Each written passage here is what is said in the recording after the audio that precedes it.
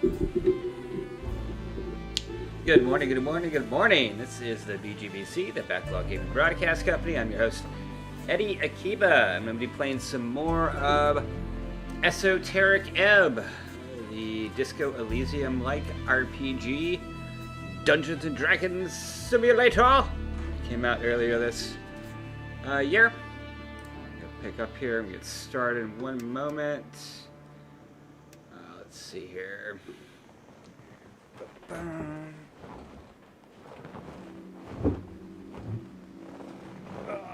right there, bud?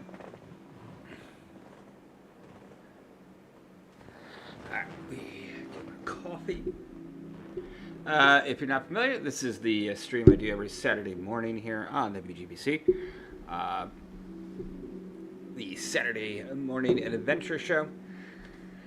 I also play, usually play one of my favorite games of all time each month. I've been playing some Metroid since it's the 40th anniversary of that game this year.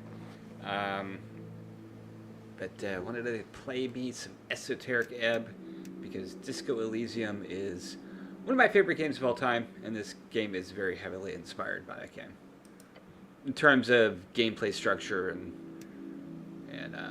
just the quality of the writing. So we go ahead and get started. Reload here. Let me find out where my last save was. Yeah, I'll be there. Okay. Continue. Yeah.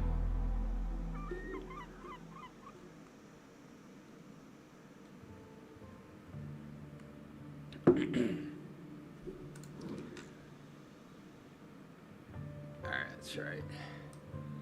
So I've been investigating this explosion at this tea shop. And I play as the cleric. And I'm trying to uncover the mystery. And there's an election that's coming up in the game. Let's see here. Alright, let's check out my questing. I think I've been thinking about updating my schedule here. I think I might be still streaming Fridays, Saturdays, and Sundays. I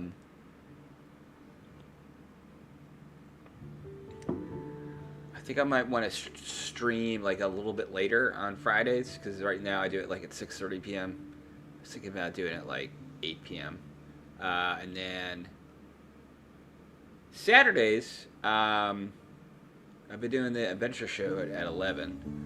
And a second stream later on in the afternoon. I'm thinking about doing one game stream in the early afternoon, like maybe like noon, 1, something like that. And trying to figure out how to do like a Discord movie watch along. Really want to try to do that, actually. And then still do the Backlog Blitz on Sundays at 4.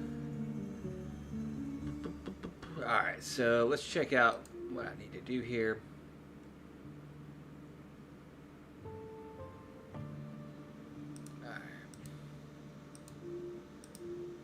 Tea shop that blew up. Your purpose in Tolstad is investigate and exploit the tea shop. Locate this established and give me an entry. The entrance to the tea shop has been shut by Quinn Rondero. So I already have his blessing. Okay. You swore an oath to Nicholas Darrow in exchange for access to the tea shop. You serve your master well. Alright, so yeah. We're gonna go to the tea shop then. Just check one thing here. I'm at Darrow's Nest. I need to go to the tea shop, which is in this area right here. Alright. I do want to look at my other quests real quick though, because there's all these different threads you can kind of pull on. But it's still early in the game, so I haven't really even done much with the tea shop. So let's just go ahead and actually start the main quest, as they say. I have, it's just the Well of Many Colors. Painted on the ancient stone blocks, caliper imagery rises over you. Alright. It is fated near gone. It is beautiful. What is this? Some kind of whale? A mural of some ancient civilization. These ancient towers around Tolstead must have been covered in such paint.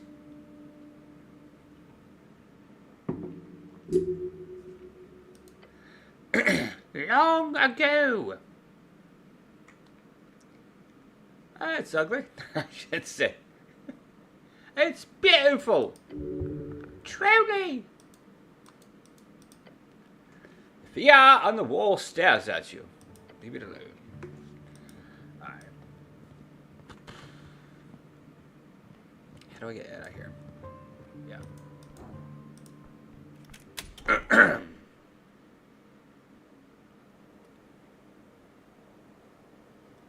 I need a rest. Is what I need to do.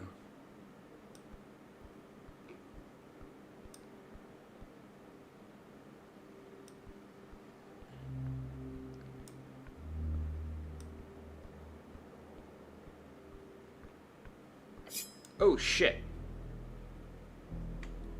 You hear footsteps coming from behind.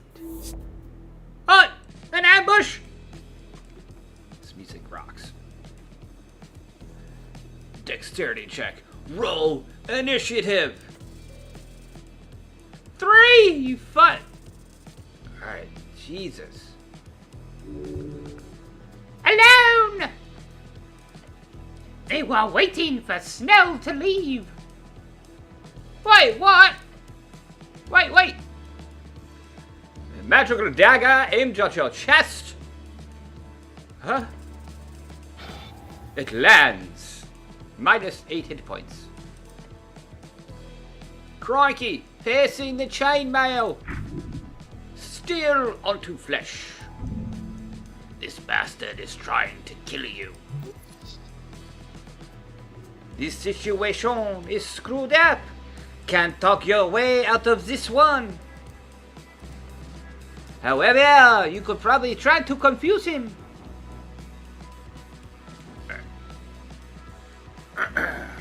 12, 17.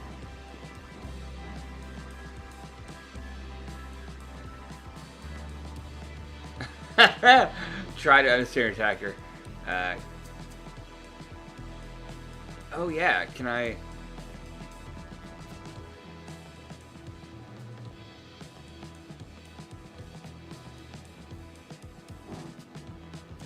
Try to dodge.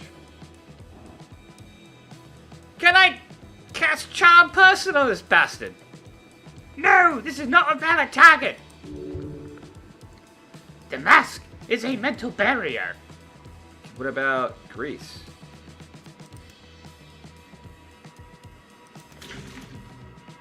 You conjure a splash of grease across the slope.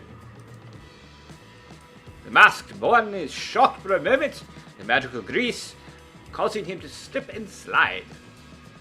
The grease covers the entirety of the surface area of the assassin. You watch as the attacker falls, his slender body tumbling backwards. The grassy and rough dirt gets struck by the rapidly accelerating, rolling assassin going down the hill.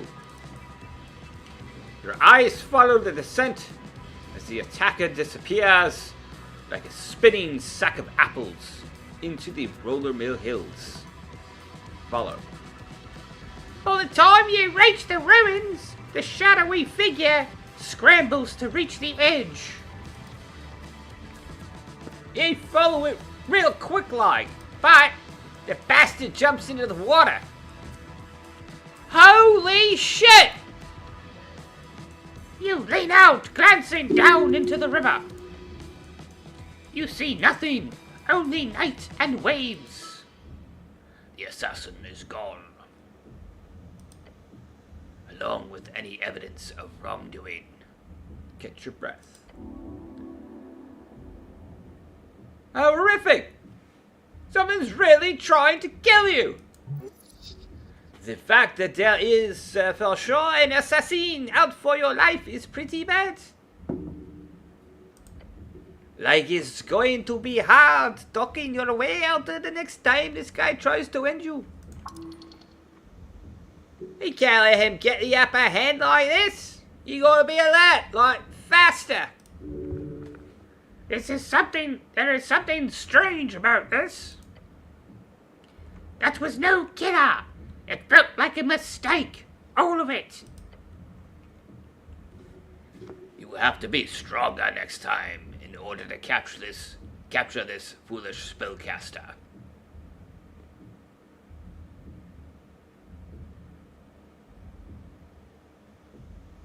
This has to be connected with the tea shop, right? Of course it is. How could it not?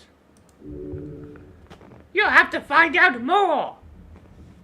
Try speaking with the assassin next time.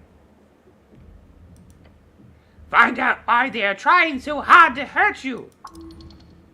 Try speaking. The bastard was actively trying to poke holes in you. Never let him get the upper hand on you. Just for some enlightened suicidal empathy, please. Bastard really did try to catch me off guard and alone. Yes, he is clearly a coward. Not that the goblin would be able to do much, of course. You right there, bud? Getting your bed ready? He's very particular about his blankets. Yeah, you showed that blanket who's boss, buddy. Yeah, that's right. Growl at it. Do a twirl. Do a twirl. Do another twirl. There you go. Alright. Okay, next time. You sure will. Good attitude. Let's not stay here. Time to go.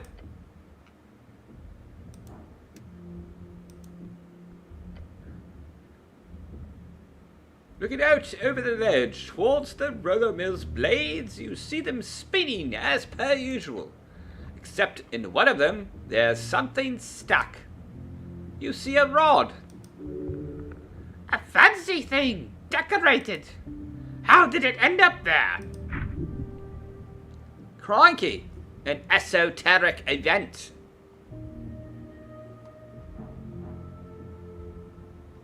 What the hell is this? Some type of magical item, perhaps. Maybe some kid threw it into the roller mill blade. Why, would it be dangerous to try to grab it? You could die, yes. But it might be worth it, maybe. Alright, let's try it. I'm gonna wait for that shit to come up, though. Where is it? What blade is it on?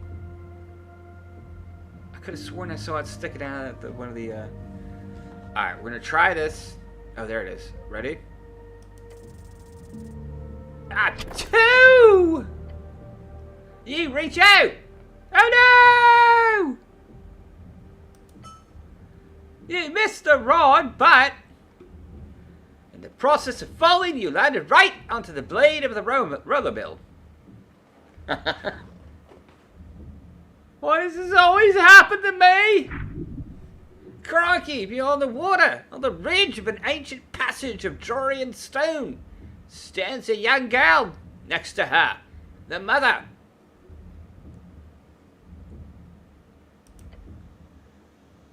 The child points towards the roller mill, exclaiming, Mother, look, a cleric.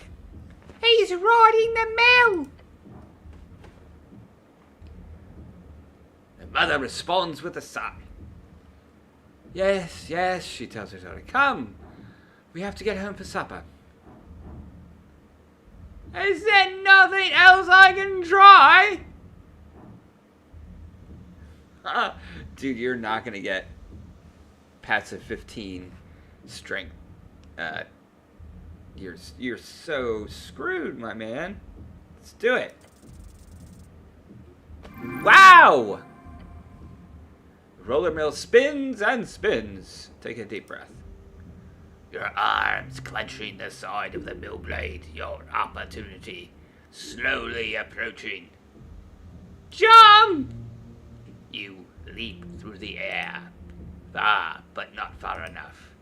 At least for a graceful landing. Grab the ledge. Your body slams against the hard wall, your gloved hands clutching the ledge. You pull yourself up, rolling over the side.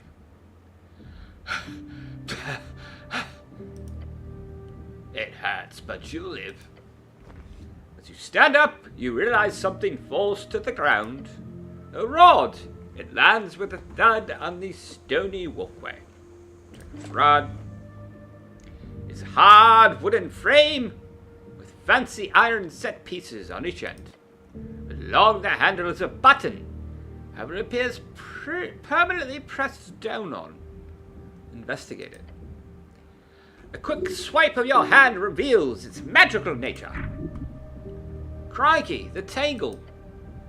However, this item is clearly broken. Broken how? Try touching against the ground.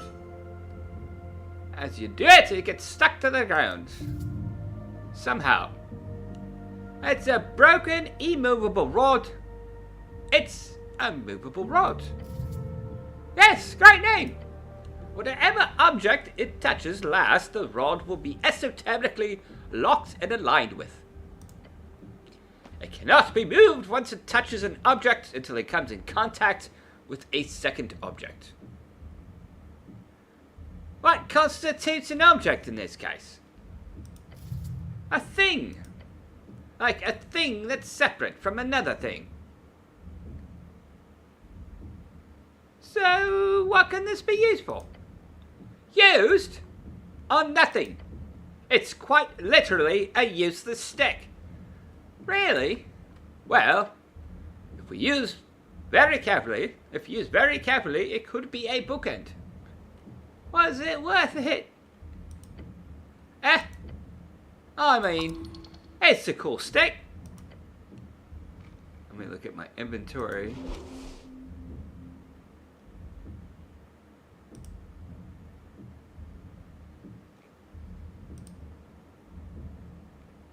I mean, I like my crossbow though. Well, it is very cleric-like. Oh, this is an accessory?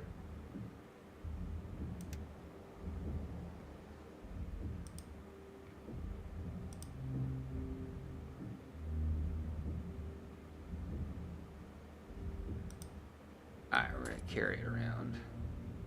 But how? Oh. Well, okay, that gives me at least a,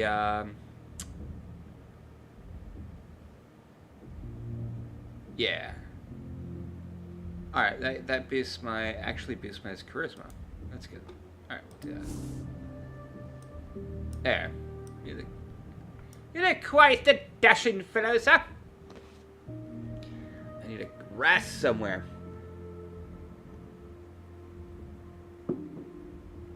I forget, where can I sleep?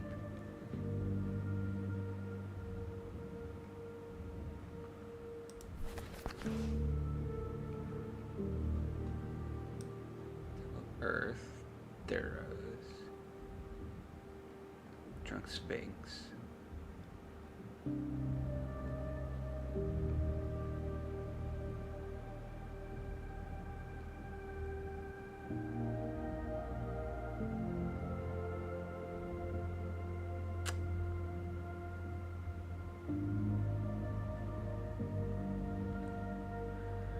Alright, so from Darrow's Nest, I could go check out the Drunk Sphinx and see if maybe I can run a room there, maybe?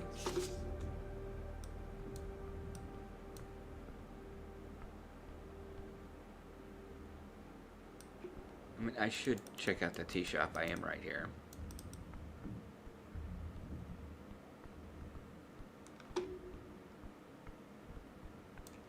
Come on.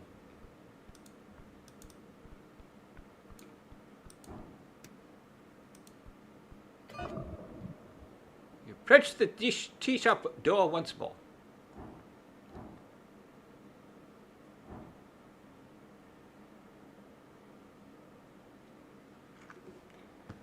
I'm gonna look around the scorch marks. The marks go far. The flames must have been enormous. Very clear signs of esoteric power. Look beyond the planks.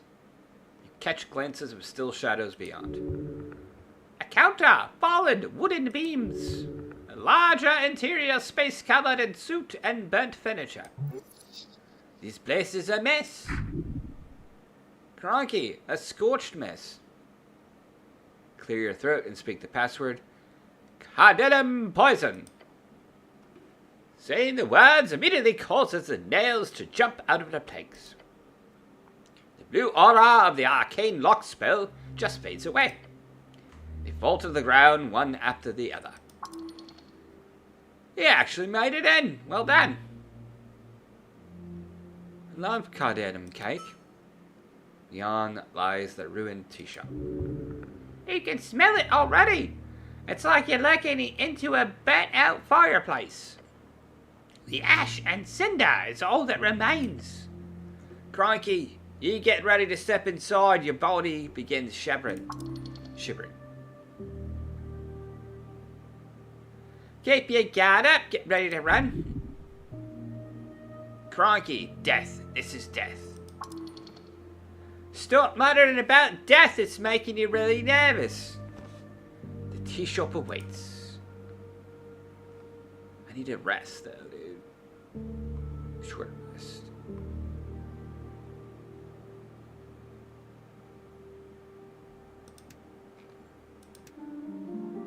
Alright, I'm gonna rest for an hour. Nice.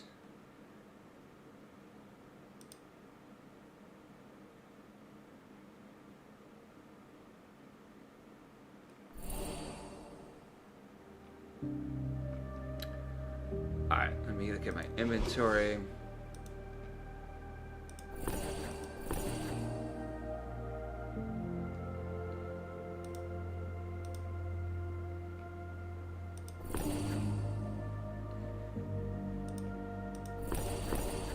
Alright, we are at full health.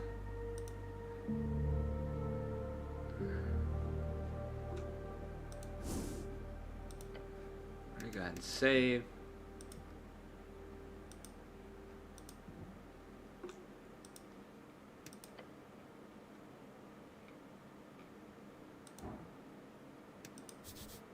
Tea shop that blew up.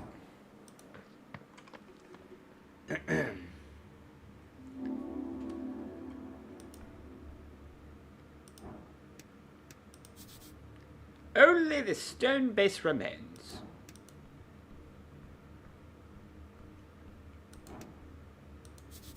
It reeks.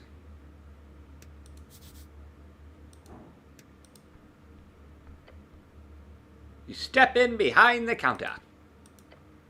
There are compartments filled with ruined tin boxes. In the back, there's a complicated set of tubes and pipes combining into some type of tea-making machine. With such a fine and expensive piece of machinery to break, a shame. Machines, very complicated. You understand it, however, all of this is easy to you. Oh, so, this is where they sell tea, right? Here. Yes, now investigate. Look at the surface. There's a slab of wood covering the stone base of the countertop. More like charcoal at this point. Look over the machine. Pipes and levers melted, glass shattered. A metal of some kind. Handcrafted. You can see the markings of a rounded hammer across it. A lot of care went into this machine.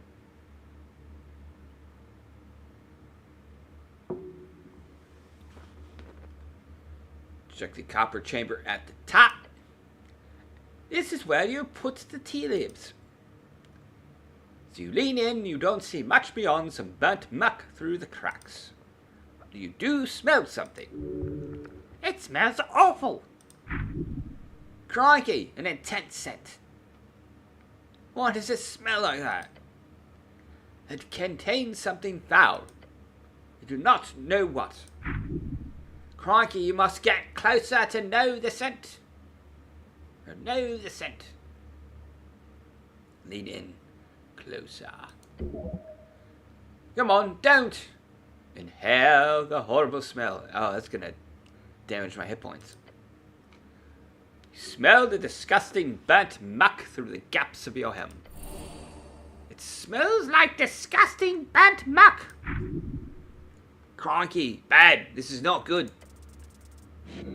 You know this is bad. What smells foul makes your nose stronger. That's not true. Holy hell, stop shoving your face into wherever this shit is.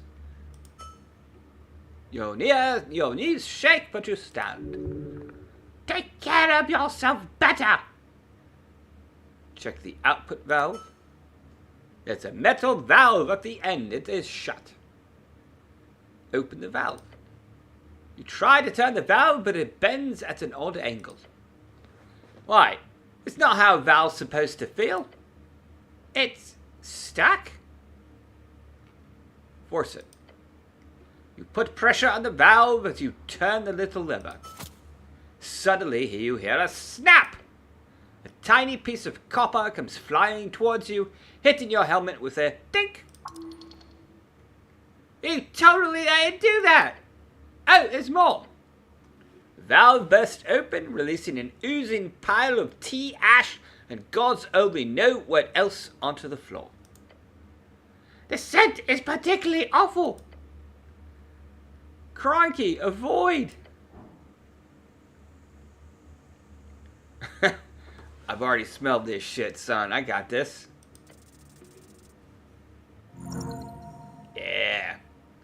Crikey, foulness. But nothing cannot stand. You smell the fetid, melted ooze. This is disgusting. Try your best not to puke. Constitution. Alas, you persevere. I think I'm going to go back to... I don't want him to be Australian. I'm going to go back to him being like the monotone dude.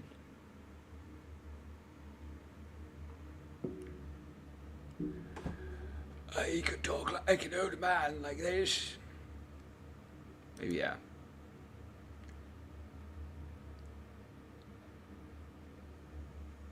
What did I gain from this? Loud ding comes out of the machine as the last dribble of ooze exits the canister. A death knell. After the bell, a box opens at the top of the machine. Inside, you see dry tea leaves. It's the steam leaves. They're supposed to add extra flavor. And that scent, they are yucca leaves from Gargamesh. The machine was ready. Perhaps it was being used during the explosion. Grab the leaves. You carefully place dry leaves in your pouch. Look into the charred boxes. 10 boxes full of tea leaves. Or they're supposed to be. The heat from the explosion has melted both the tin and its contents. It's just ash now. Damn! Was hoping at least one of these would be intact. Selling tea is a legit side hustle. The margins are bonkers.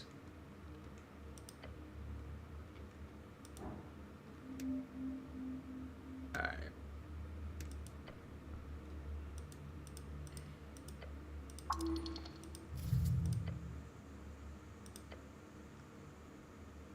Alright, I already looked at all that. Let's see here. Clumps of what was once porcelain. On the floor beneath the shelf, you find a pile of broken porcelain. Try to pick one up. Grabbing the edge of a cup reveals how stuck it is. You can't move it an inch. Can I pull it harder? It would only break, no use. I'll stop looking at the cups, I think.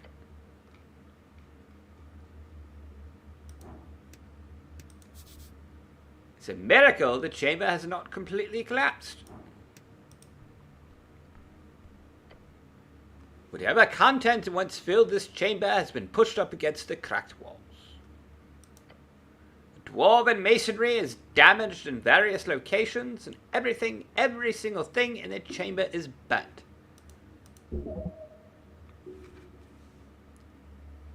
This is the center, but where exactly did the explosion originate from? The stony tiles, scorch marks, and general aesthetic makes this look like a dragon's lair. Beware, beware.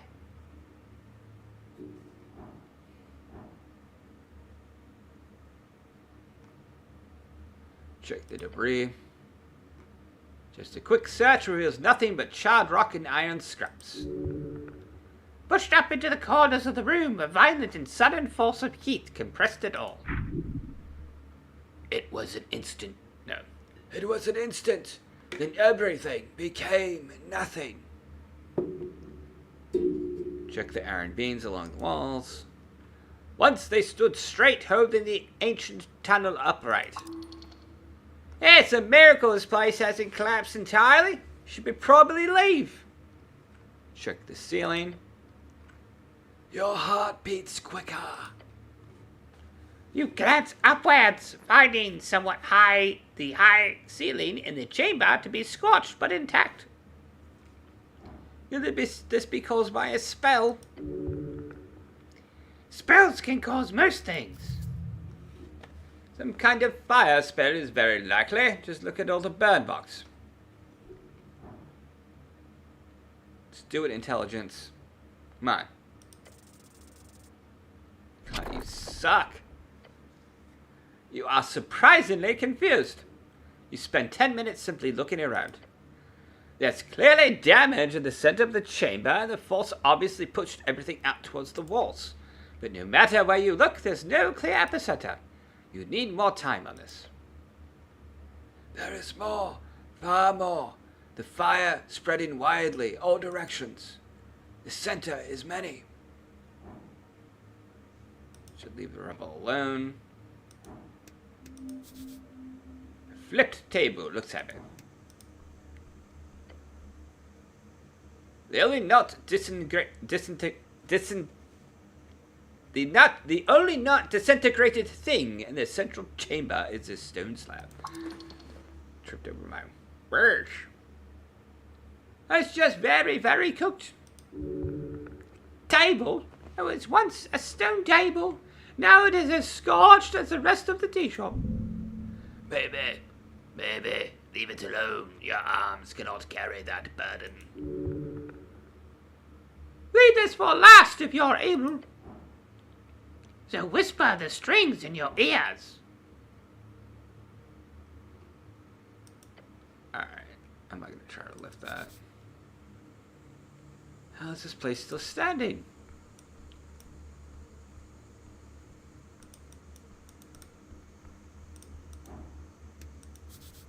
Broken table or shelf. Trifle. Yeah, nice. Got me some crowns.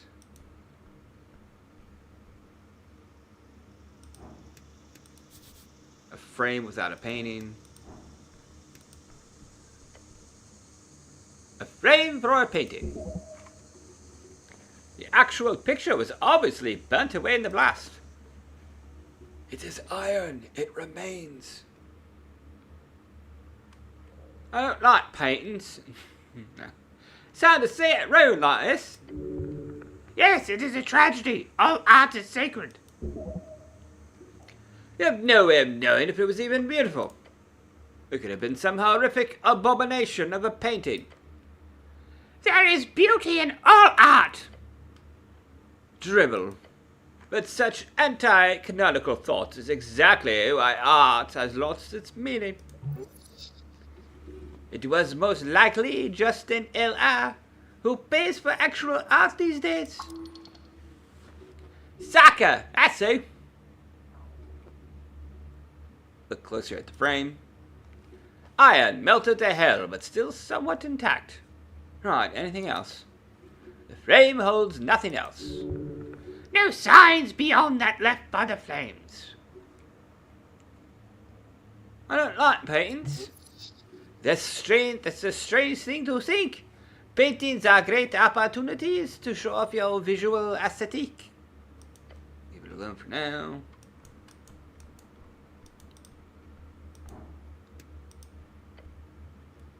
Late in the passage, the iron door has fallen off the hinges. Look at the corners, they're bent. Look at the corners of the door. It's bent towards you, so that the explosion must have come from beyond this door, right? Look at the hinges. The hinges are connected to the wall via thick iron nails. Looks like they've been ripped right out of the stone.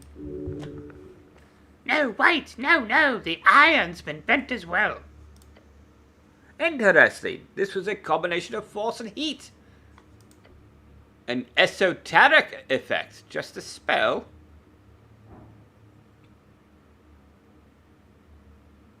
Alright.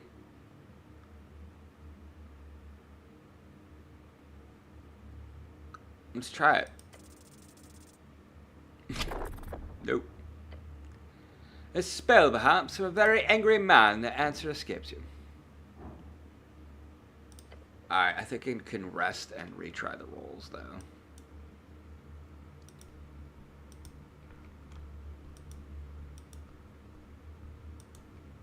I feel like I can pass that dexterity one.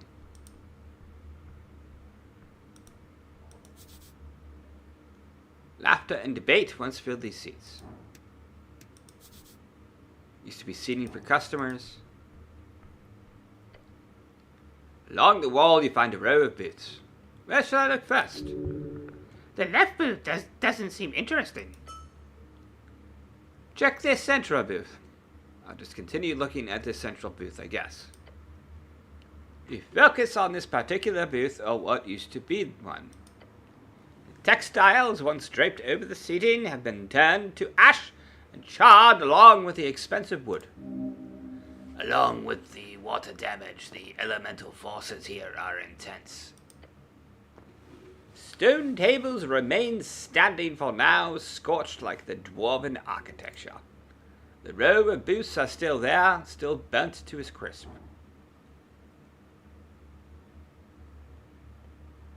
Focus on the charred remains of the table. Glancing over the scorched wood, you find it simply burned like everything else, barely existing.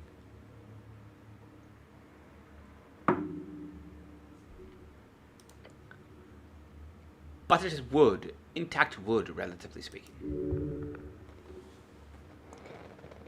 The malicious attempt to stop the fire splashed everything with water as well, so all the suit is just a sludge. It is still quite strong, wedged along this stone bench. Look at the ruined wood intensely. Yep, that's the table. You might as well check how sturdy it is post-explosion. Put pressure on the broken piece. You lean on it, you strain. It takes some effort, but soon you can hear the wood fibers twitching. It snaps. You hold the piece of wood in your hands. Whoa. Looking at the wood in your hand, you see that it is thick and sturdy. Interesting. Look over the debris carefully. Nice. Lifting some of the wreckage, you spend 10 minutes searching around the crevice behind the booth. Until something catches your eye. Something not burnt. You reach out and grab it. It's a tiny metal leaf. It fits in the palm of your gloved hand. As you wipe off the suit, you find it in a strange condition. It is intricate. Its intricate design shows both value and style, but you feel a tingle down your arm. Esoterical. The tiny leaf fits in the palm of your gloved hand. A magic item. The brooch is half melted. That's a clue, probably. If this is magic, then it should not be easily destroyed. This is a brooch designed by Illamhans. Their religious leaders and nobility carry these. Just pocket it. You put it away. Let's stop investigating the booth. Alright.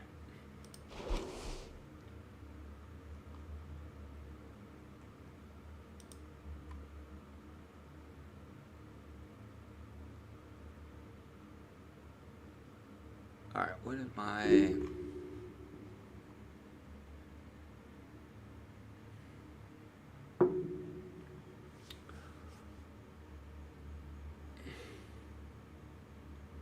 I could raise my intelligence and strength. That give me 2 charisma. I mean, and -1 wisdom.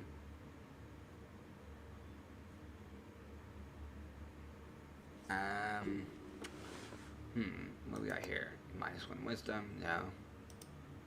-3 charisma.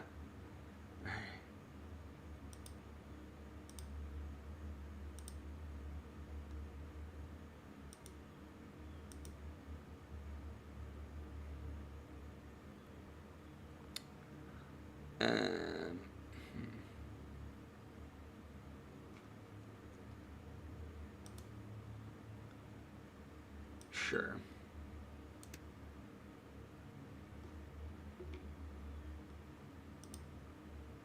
That makes my...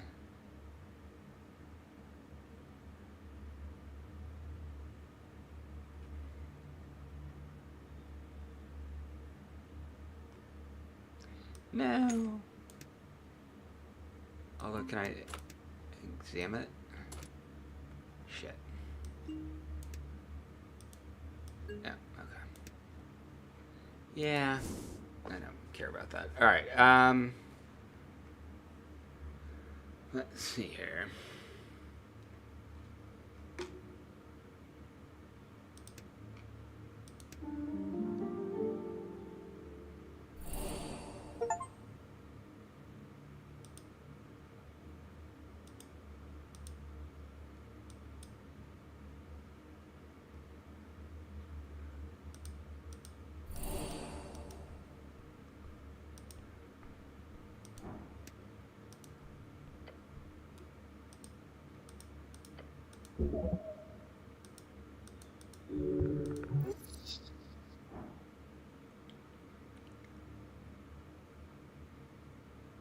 Alright, you should be able to...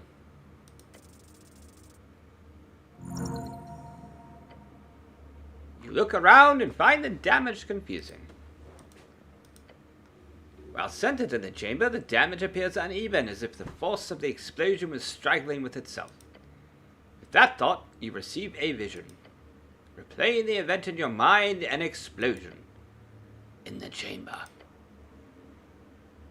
Conflagration spreading. It just doesn't work. However, you experiment in your head with the idea of multiple explosions. Suddenly it clicks.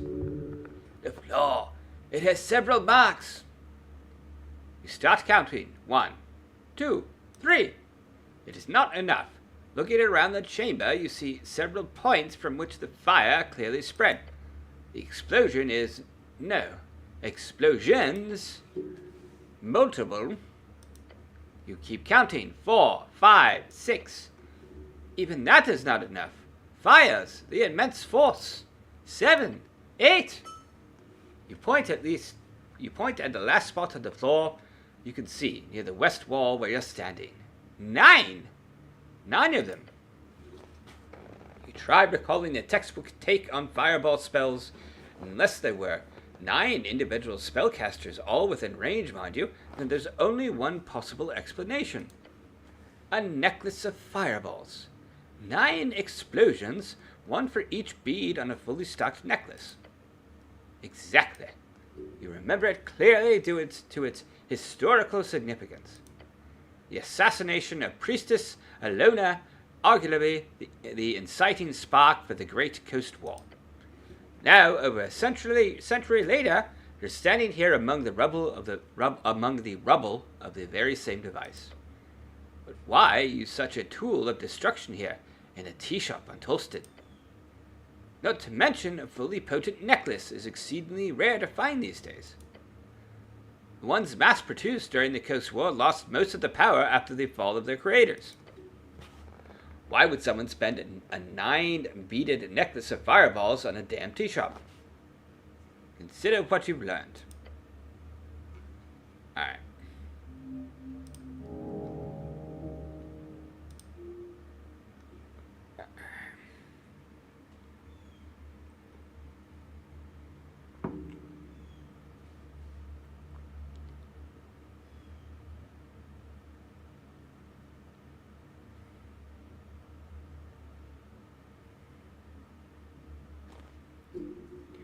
Alright, what else we got here?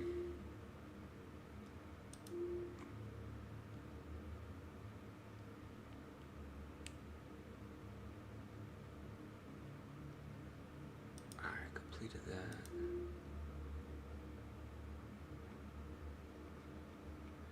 Alright.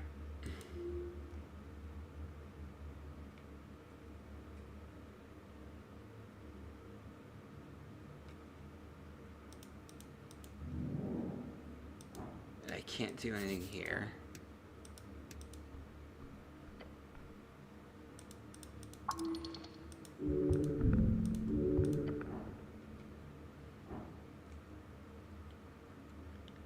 Alright, yeah.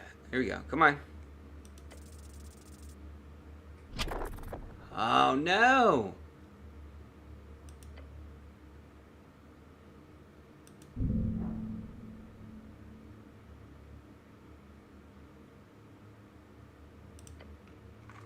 Once I get my partner back. That's right.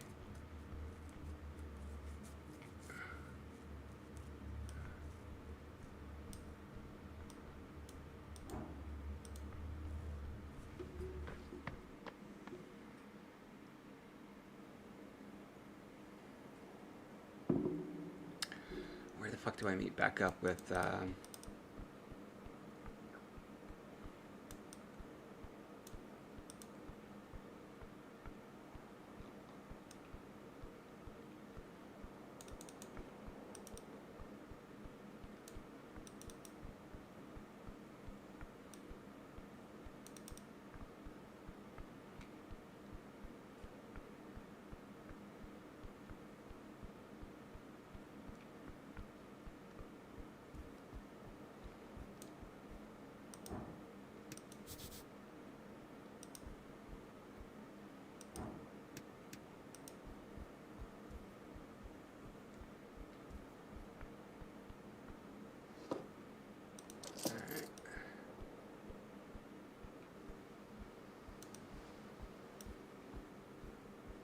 is he? He's not at the Sphinx, is he?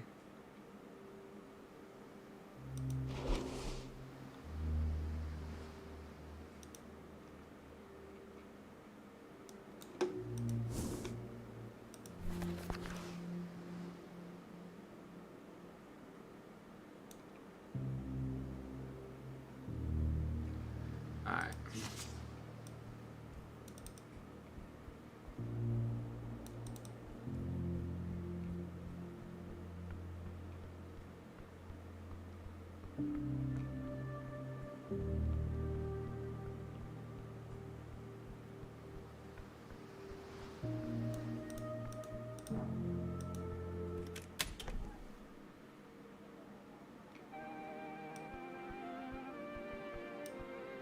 No, I do not believe he's in here.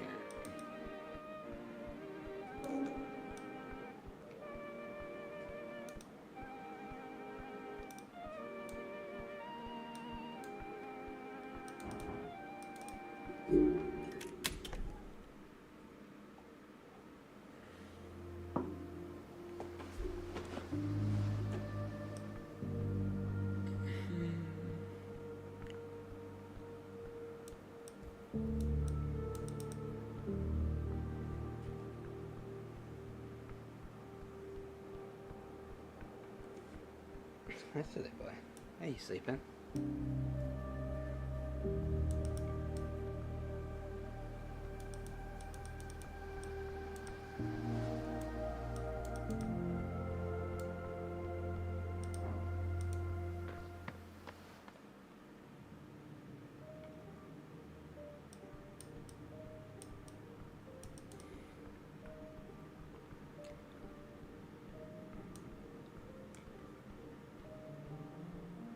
is the Goblin Garden.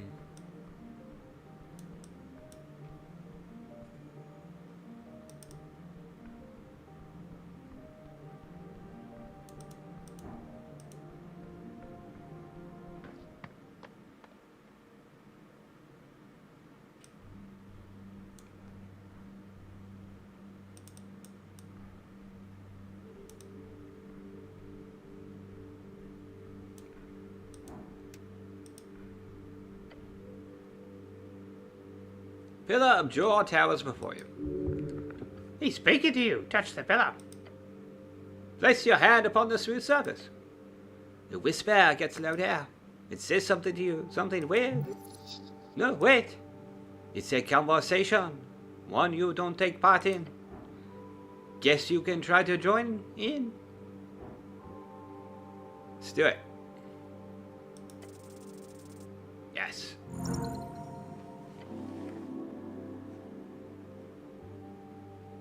Speak! Alright, speak. Hello? The pillar vibrates. Hello? The whisper lies inside of you or something. It says, he is here. Who is here? It says, Divinity. It says, death. It says, Necrocrat! what?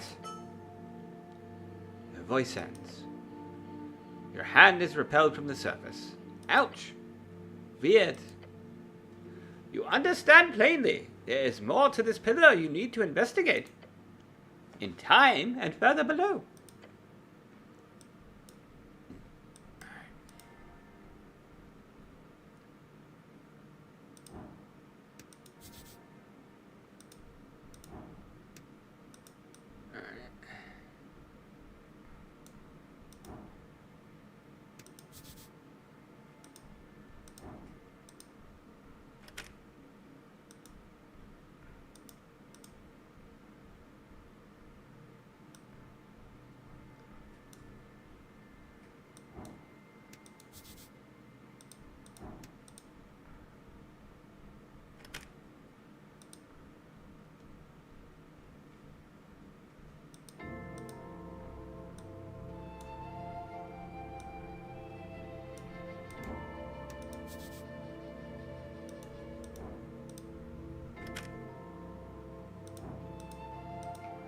Alright, that's where Snell is. Okay.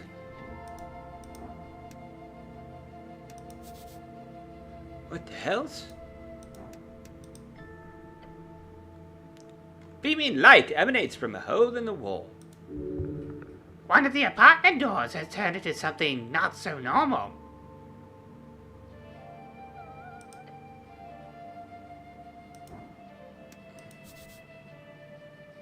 A winding path leads outside eventually.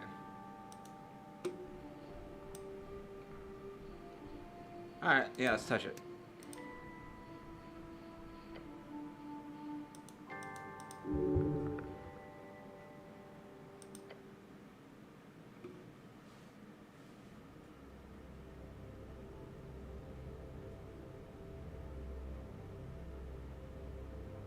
Okay.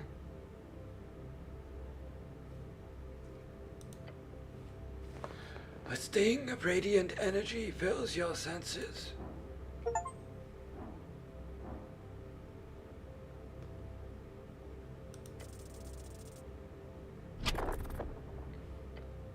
You feel the pain as the pulsating death fades from your bones and skin, and all you see is light and a door. You go through the door. You step outside. Look around. The door behind you is now normal. It must have been a temporary esoteric pocket of some kind.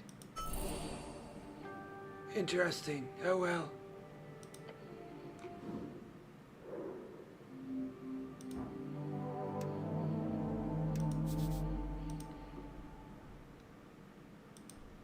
Dawn of day 2.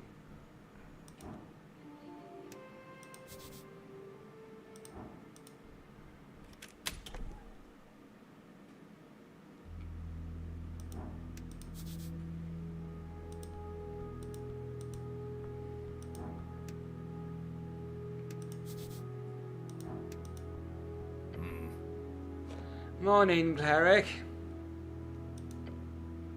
The goblin rubs his eyes. You ready to head out? Oh, yes, more or less. The goblin collects his things, strapping a pouch on his hip, adjusting his jacket. By the way, yesterday with Darrow. Thanks. Doesn't make much of a difference to people like him, but seeing you stand up to Darrow like that, priceless. I only did what was right. What of an honorable cleric we picked up. Oh boy. Finally, Snell puts a pouch inside his inner jacket pocket. Ah, crowns! Seems like a fair amount. Alright, I'm ready.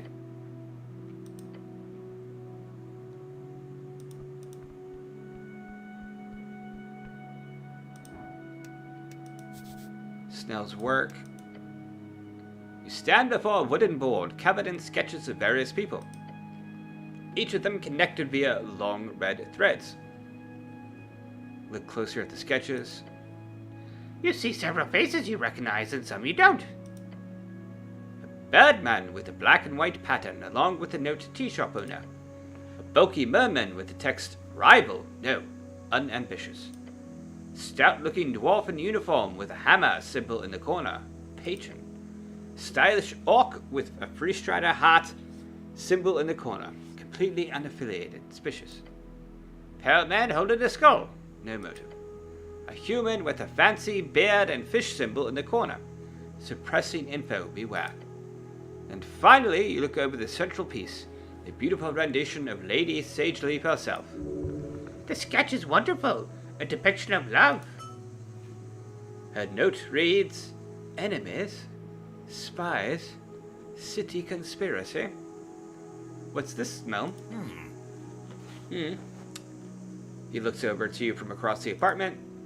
Yeah, Project Visualizer. Helps me keep track of jobs. You can check it out if you want. I haven't done much other than a basic outline on the tea shop yet. I've been busy with all this running around.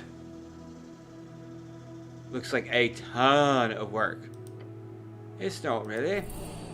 Haven't had that much downtime yet. Alright. One of Stell's boxes. I probably shouldn't trifle through his shit with him right there. He sure is the type to have a photo of himself on the wall.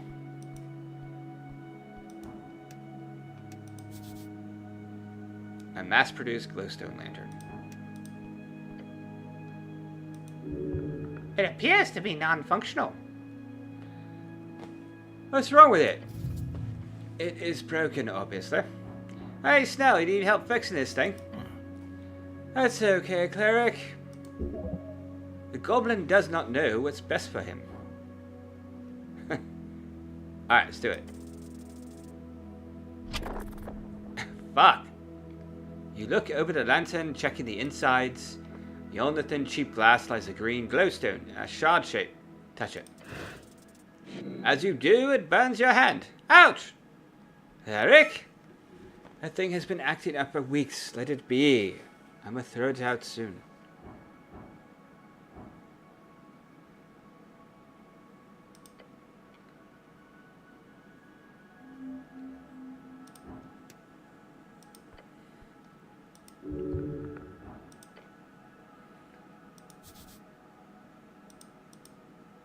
Alright.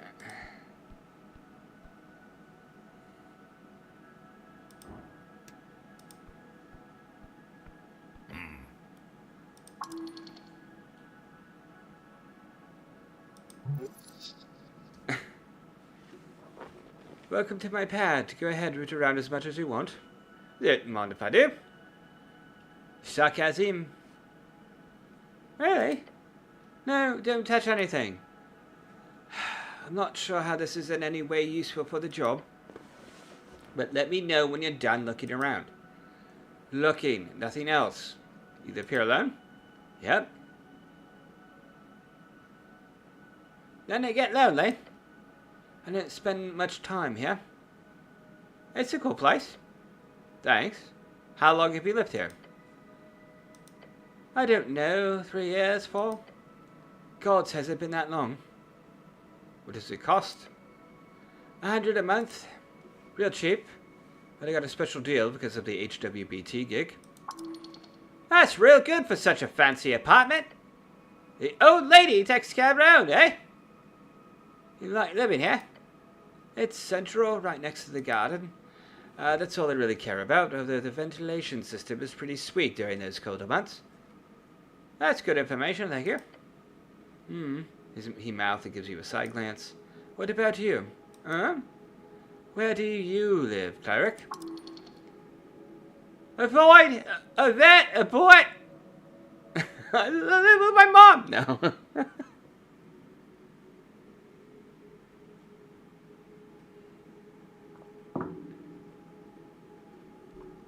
I should lie, right? Yes. It is really the only good choice here. Yes, right away, before he notices something's off. I could tell him the truth. No! Your body shakes. There's absolutely nothing wrong with your current living arrangement. And the goblin would not think less of you because of it. Arguably, he would pity you. I live on the north wall in a nice city-sponsored apartment. Oh, cool. Guess clerics are well taken care of, huh? We sure are. We sure are. Cool. Well, anyway.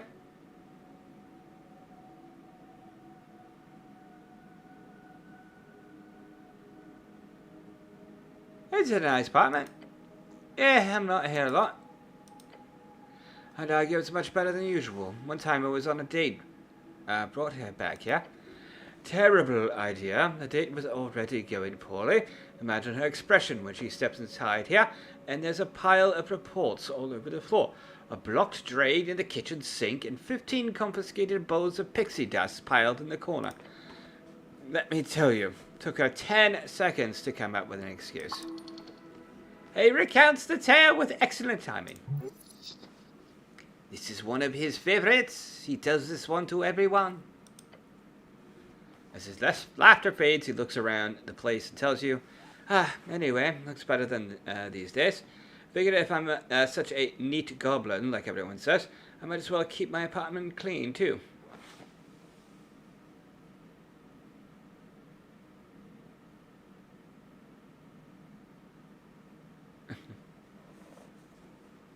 I have a hard time believing you, Snow. Living in filth? Never.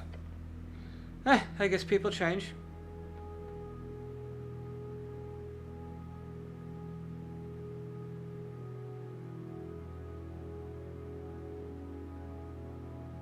They sure do. Time changes all things.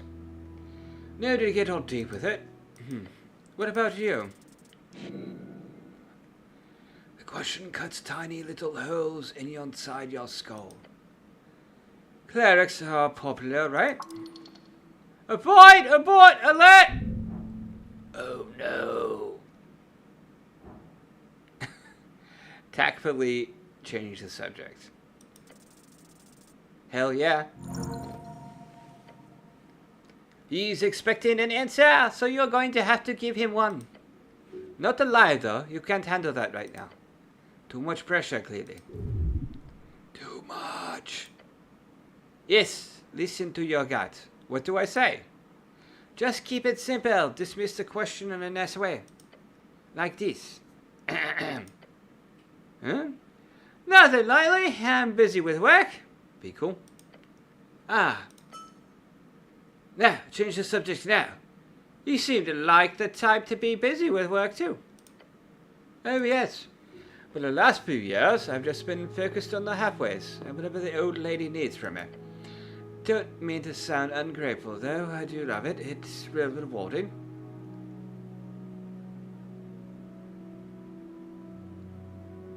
Clearly good at what you do, whatever this is.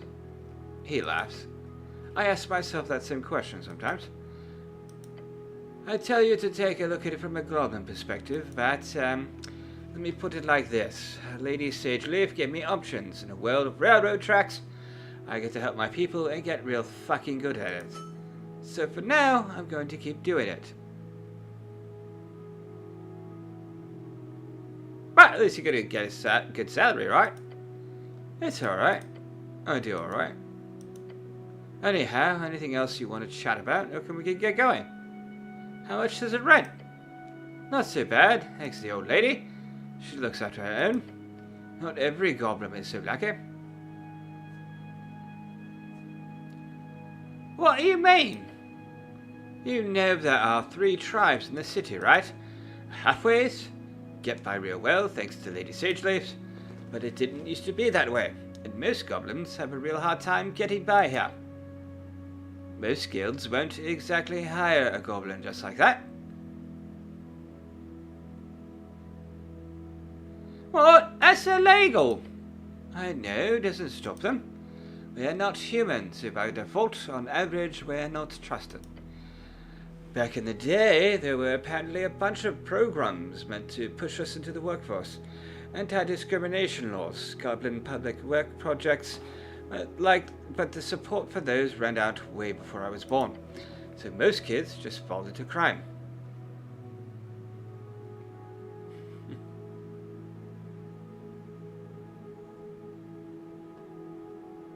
I can't do that! It's Norvik! It's illegal to be a criminal in Norvik! That's, arguably one of the dumbest things you've ever said. Dumbest thing so far. He sighs. Imagine you're a goblin kid. You spend most of your day in the Warren with 20 others your age. There's barely any resources that actually teach you all the human stuff we're legally forced to be taught. If you're lucky, you've got one parent with a stable income, otherwise you'll be living in the dormitories. No support system, no chance to integrate into this city you're supposed to be living in. If you're lucky, you'll get a dangerous gig in the tunnels. If not, the only way for you to get enough money for food, all the basic handouts, is joining a syndicate. They recruit young to keep you in the juvenile stockade if you get caught.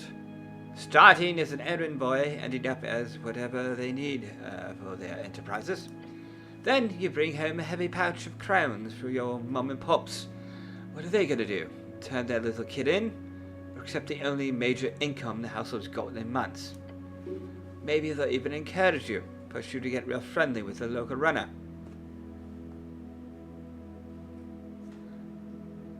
Well, it's not like this in the halfways.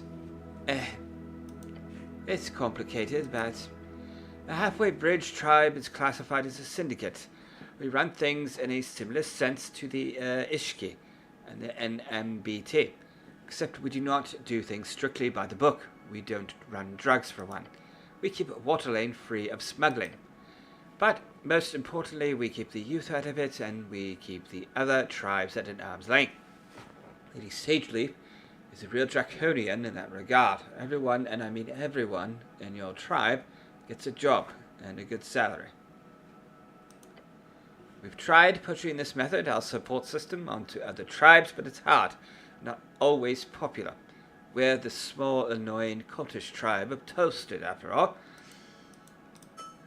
He sighs again. So it is what it is. What a rant! He cares about this. A lot. You do too. You're working hard for your lady. I sure do. Catch him glancing at the image of her on the board.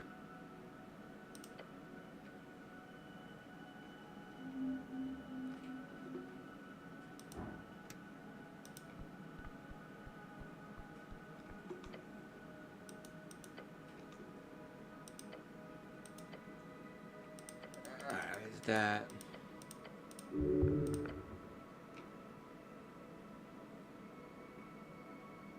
Huh?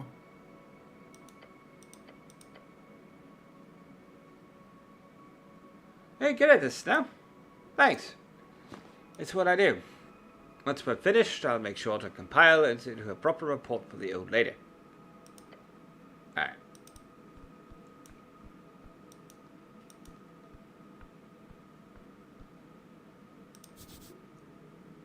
Ah, Bigotel.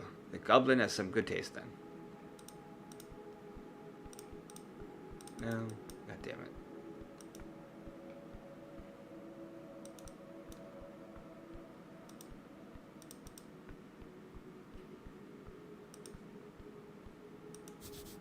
Family. Alright.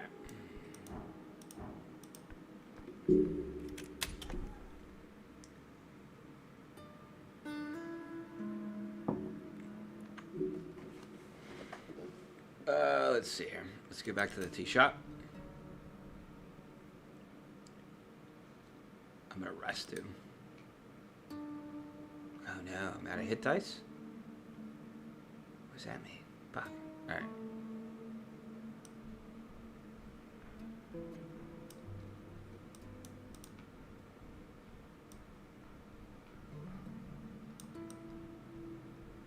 You have to pray.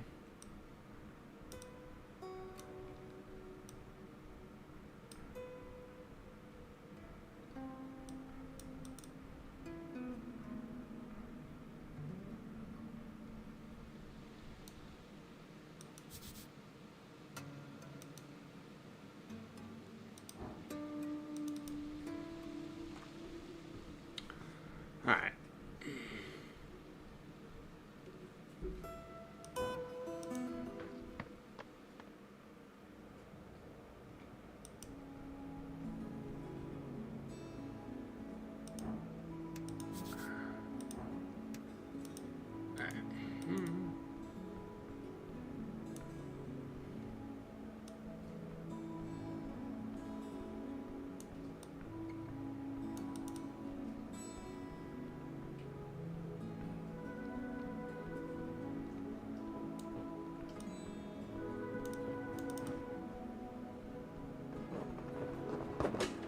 See you, bud.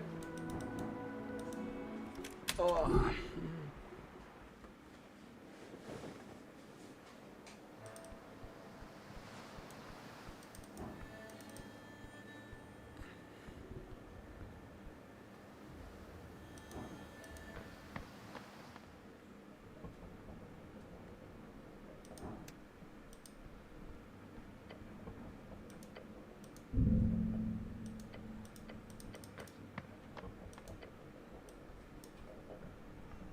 Oh shit.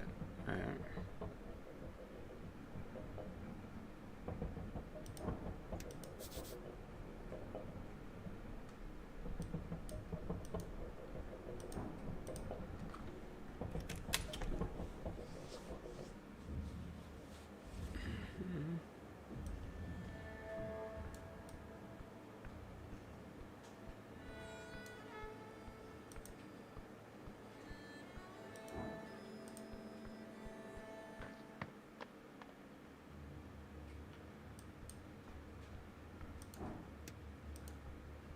Alright, let's weave this together, Snow.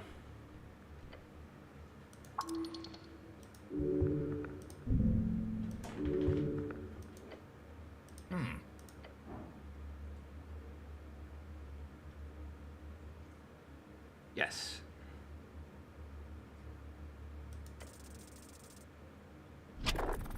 What?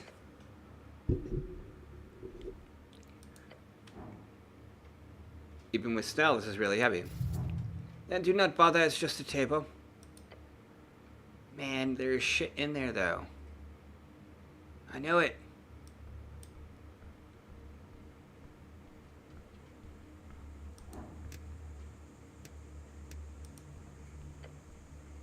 Once there were shelves filled here with magazines. You've seen this type of construction before in other city tea shops. And images of loud dwarves arguing over articles flash in your mind. The main draw of tea shops is the available outlet of magazines. Pay for an expensive cap and get access to the latest stories. Win-win. You like reading, Snow? Sure, but not this garbage. You're right, hard to read when it's burnt like this. No, not... He just shakes his head. Copper zines. It's just a bunch of lies and tall tales. Might be fun if you want to raise your blood pressure. I agree, I hate journalism.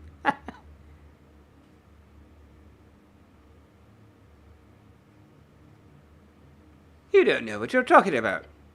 Oh, I'm so sorry, cleric. Of course you should keep reading your gossip papers and propaganda zines.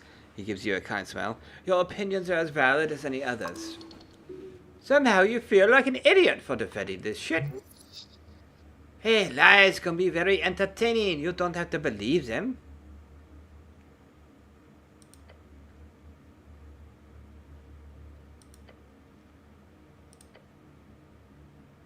I agree, I hate journalism.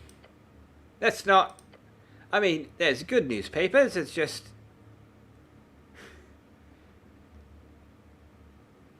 Give me one example. Sure, the Green Road. Okay, give me 10 more examples. No, that's fine. Thank you for indulging me. You're welcome. I'd blame the election for lack of more good journalism, but it really wasn't that much better before. Look at the clumps of charcoal. Littered across the stone alcove, you see chunks of weld charcoal. There was wood here. Is there really nothing readable left? Why would there be? Paper burns quite easily. But what if? Sure, maybe you'll find a magically fire-immune newspaper or something. That's right. You have to take proper look here before moving on. Great, just great. Your eyes sweep over the ashy remains.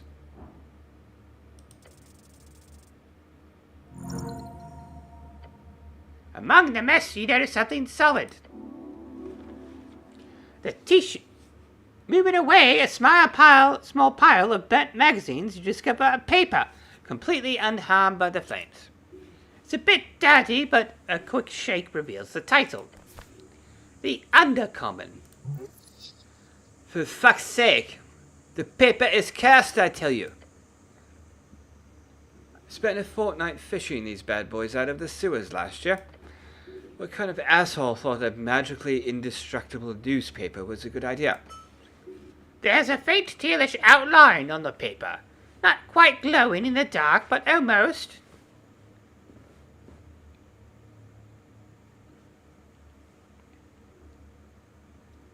Is that any good? The zine? Nah, shit. The magical elven brooch was damaged, but not this. Immunity to fire damage sure is something, huh? It can't even be burnt. Nope, not even magic flame. Put the magazine away and look somewhere else. Alright.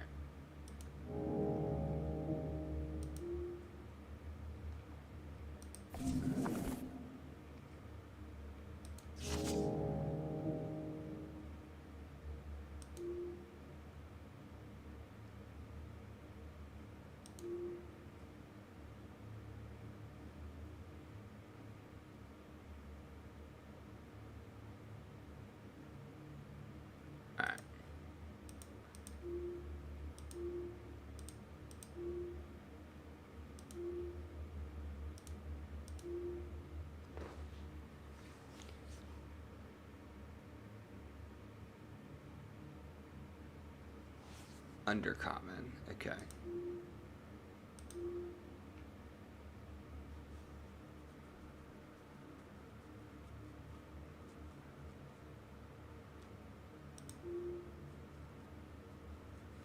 Alright.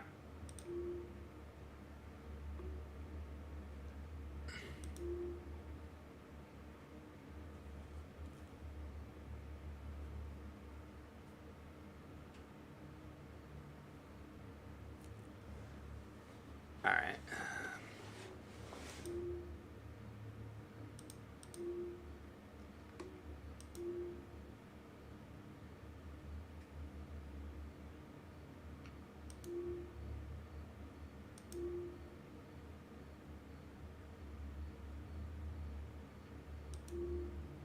Alright.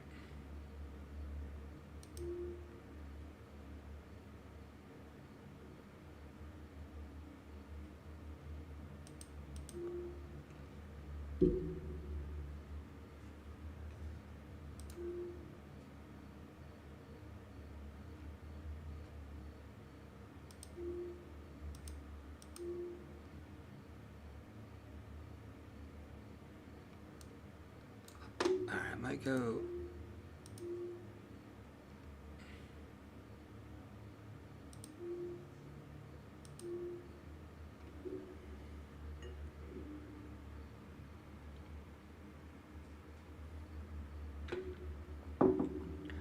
Alright, so I can go back. Alright, let's go back to... Oh, let's look at this.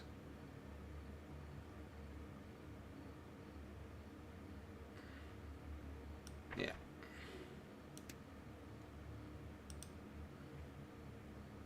There. That'll work.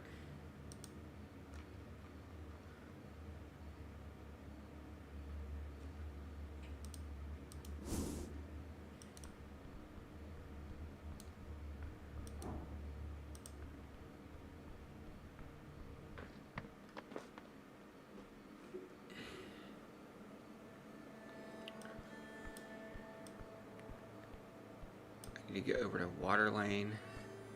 That person's new.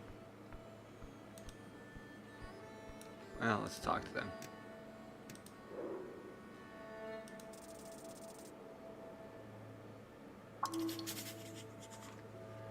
Skilled merchant, businesswoman, halfling, entrepreneur. Man, you could learn a shit ton from someone like her. Her goods are procured from all over the coast. Her gold, the journey itself, and of course, to herald the power of capital. She's damn good at it. Mm-hmm. Beneath the shadow of a gnarly statue sits a girl wrapped in colorful garments. She's wearing some sort of a hat with an attached veil, covering her face. Only the ground around her upon a fancy rug.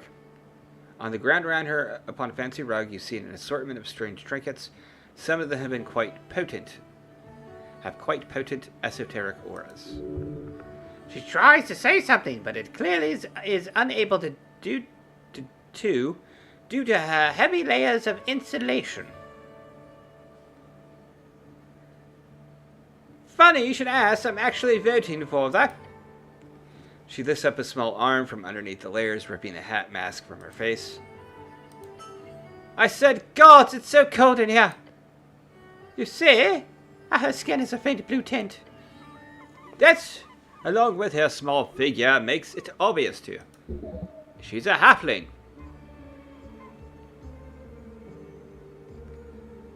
You carry that thing around with you. Would that impress you? She taps the statue behind her with an evil grin. Let me introduce you formally. This here, behind me, is my guardian. Cruel Wing. Winged cruelty, flying evil, something like that. I call him Philhar. Him, the one and only.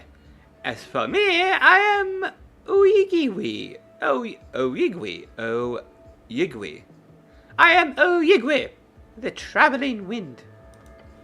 She who brings that which tingles around the coast from band to band. Voice carries in a wonderfully exotic tonal melody. My services are available to you if you have the coin.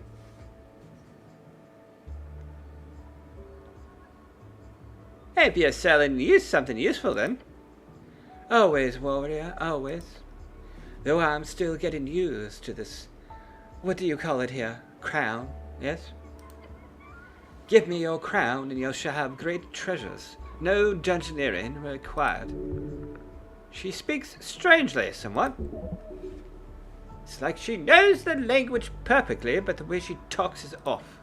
And of course, she's under the effect of tongues. The goblin clears his throat and he gives the halfling a bow. So, you're that, Gamashian Venter that came by the other day. Oh, I am popular then, she gives the goblin there. You're affiliated with this, dragon, I hear about. Everything worked out with the application.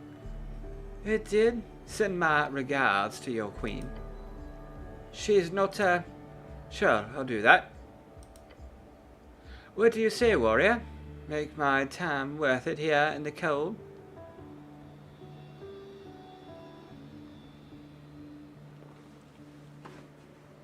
like to browse your wares? Great! What can I interest you in? For example, she pulls out a yellowed scroll from her chest. This here is a scroll of comprehend languages. Handy if you need to decipher some ancient text or speak with a foreigner. I'll take one of those esoteric shards, please. Oh. That's all for now. So do you have a license to sell wares here? Yes, I got approved for it this afternoon. Not the best bureaucracy I've encountered around the coast, but certainly not the slowest. Your companion gives you a quick thumbs up as you glance at him. If you can't handle the cold, you should not be in Ascani.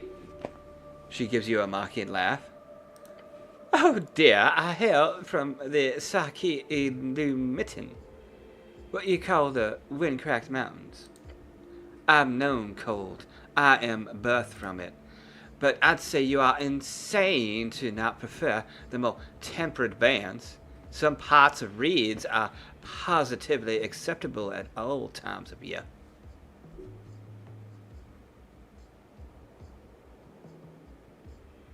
That does sound nice.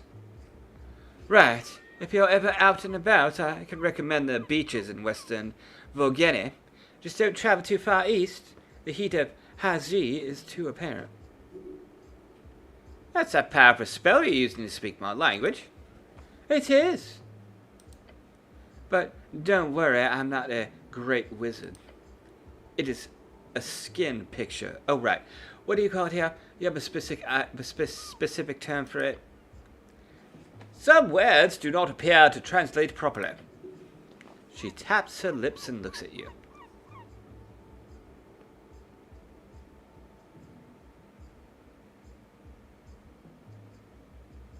A kiss picture? No. Halfling is not sure if you just said something idiotic if her translation failed.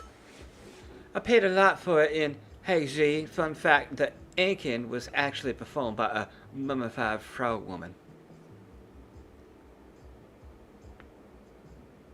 That sounds interesting.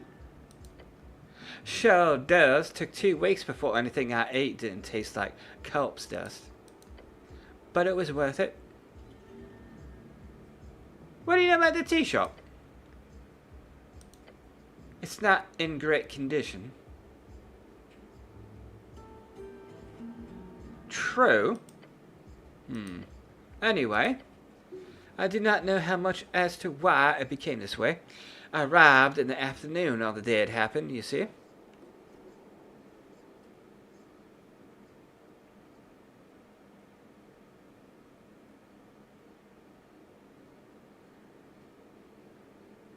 Have you heard anything about it? Just that it exploded. But people tend not to want to speak about it much, from what I've noticed. Almost like it's none of their concern. Or all of their concern. What's it like back in your homeland? My home is not in great shape, I'm afraid. There's a strong inequality among planes touched. Great warlords rage across the borders to fell Tyre. The gem prince hold monopolies at every port. The deep sea remains in a... She stops herself from ranting. The halfling holds deep troublesome feelings about leaving a home behind in such a state. It's a wonderful place with wonderful folk. But I wish it were more like this place sometimes.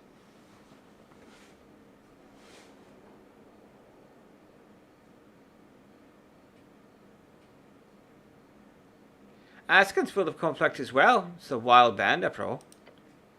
True, but just like post-war Dimenor, as in Reeds, there is a great order being established. One even trumping the esoteric forces at work around the coast. I hope it spreads further. You have proof of that? Yes. Oh, what kind of proof? She's clear. I've already checked her. Good. I do not want to be implicated in some strange crime. Not after that time I was jailed in Joyful Frog's Leap. So that elemental can cast fireball then? She makes a strange playful oohing sound. No, warrior. He could do much harm, but no fire. Not good to know. Indeed. Alright.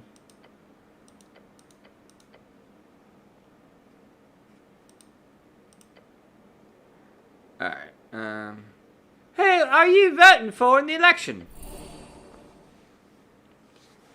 I heard there was an election ongoing. I am lucky to have arrived at such an exciting time. So, what are you voting? I only just arrived, warrior. Now, I have visited Norvik a few times before, but I do not believe that constitutes for me receiving voting rights, does it? I think it should. Why not? But what if you did? What will you vote then? I'd vote for the Asgalis, I think. I admire the spirit of cooperation I've seen between human and dwarf. Sometimes I wish more people in my homeland shared the same values.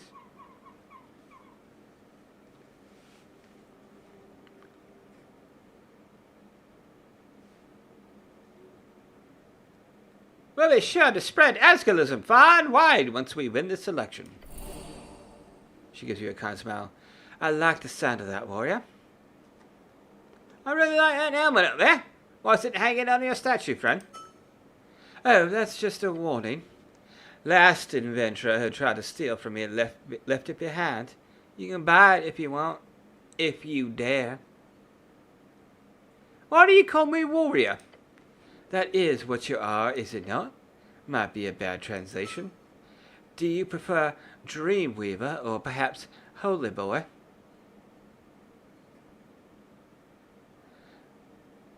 Dreamweaver sounds awesome. Well, it's very hard to say on my end, so I'll stick with warrior. Tell me about yourself. Oh, you want a deep dive? Real deep. Well, where to even begin? I've had many experiences in my travels. If it might lead you to purchase one of my items, then I will share. How difficult is it to turn a profit with a business like this? Surprisingly, not very. I purchase where goods are cheap and sell them in places where they are less, so it works surprisingly well. As soon as I figured out the cheat.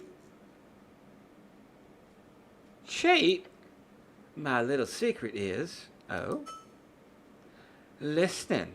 I make sure to keep an ear out among travelers, merchants, sailors especially. They talk a lot when they get drunk.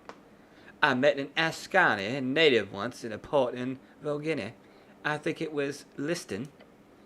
Over the course of an evening, I showed him 10 magic items, and I priced each with an exorbitant level. Way more than I would ever dream of selling them for, since I've gotten them for very little.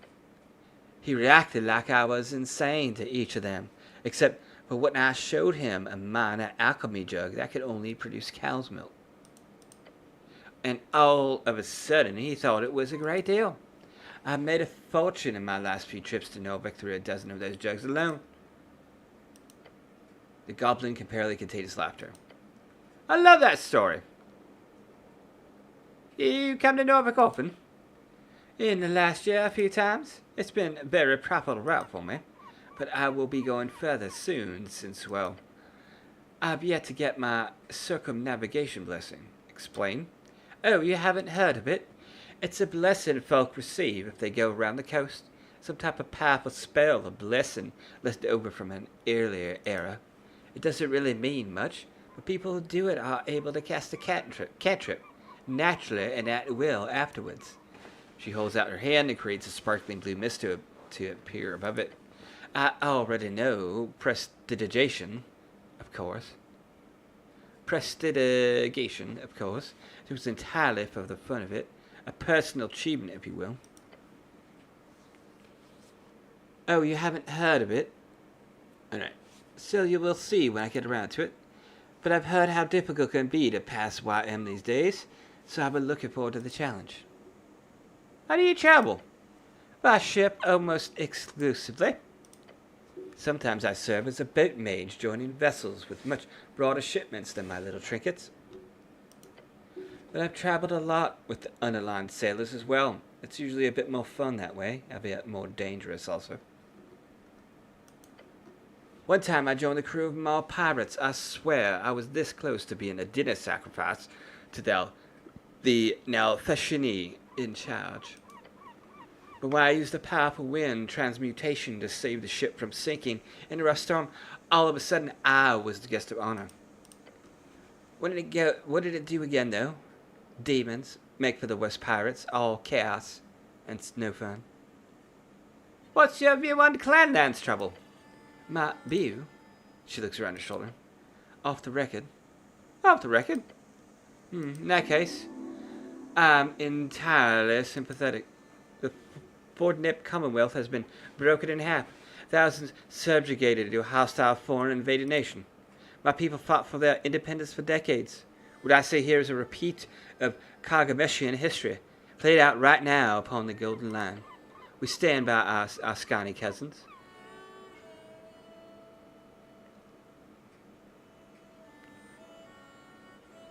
I too support Clanland independence. Our halfling neighbours must be helped. Good to hear, warrior. Good to hear.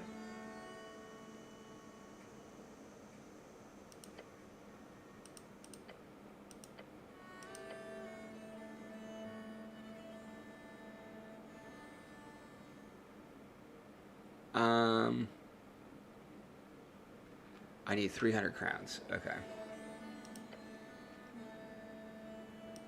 Alright, that's all for now. Alright, I'm gonna, nice.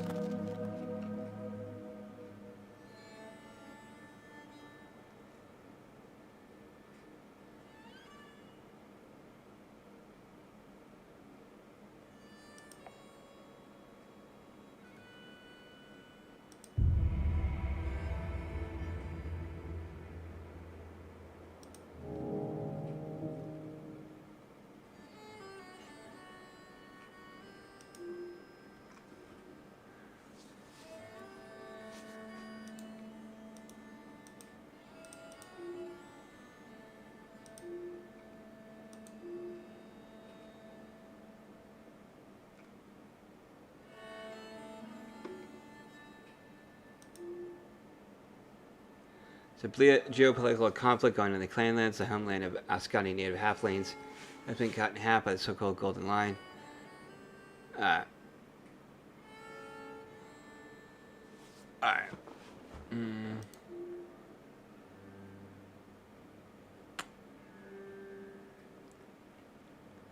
let's go get my spell book, and then I am going to call it for the afternoon.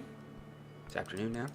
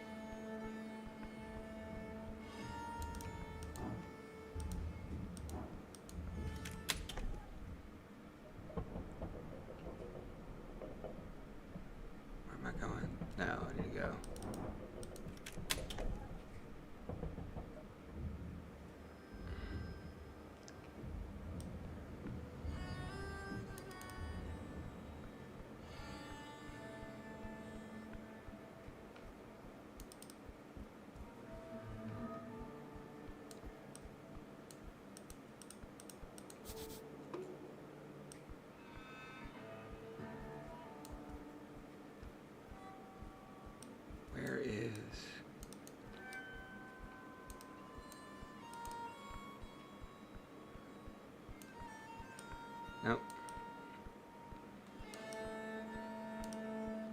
There you go.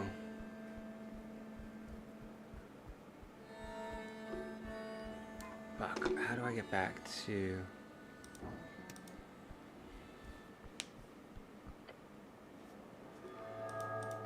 Alright.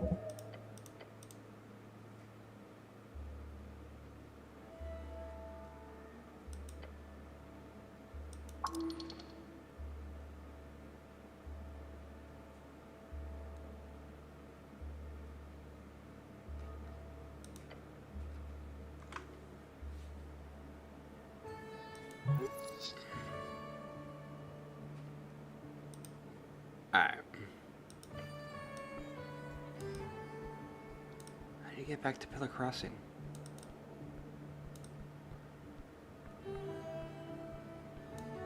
Well, I guess I could go this way.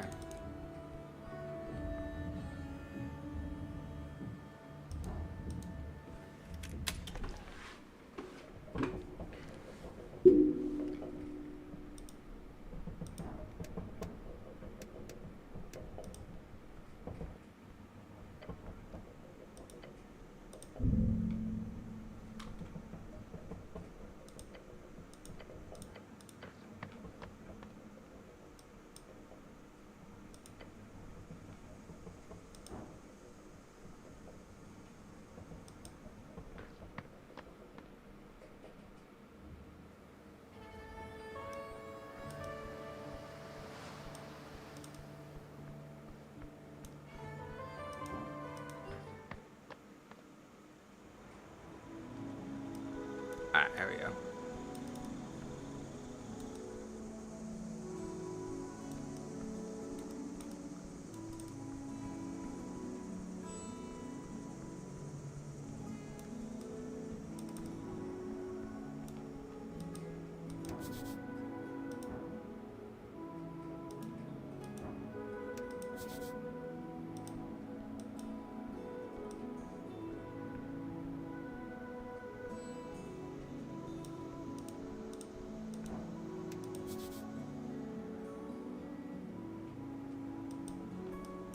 Where was the...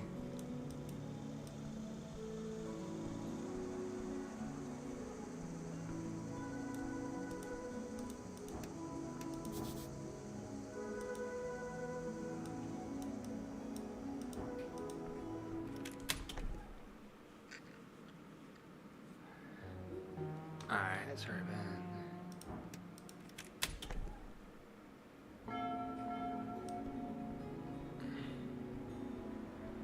I know that fucking,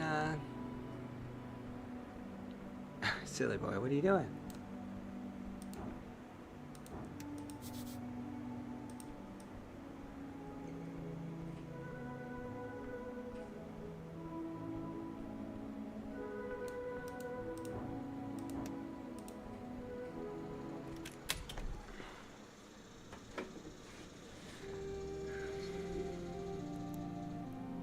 Shit, I've never been there. Alright. Where the hell did I get my spell book?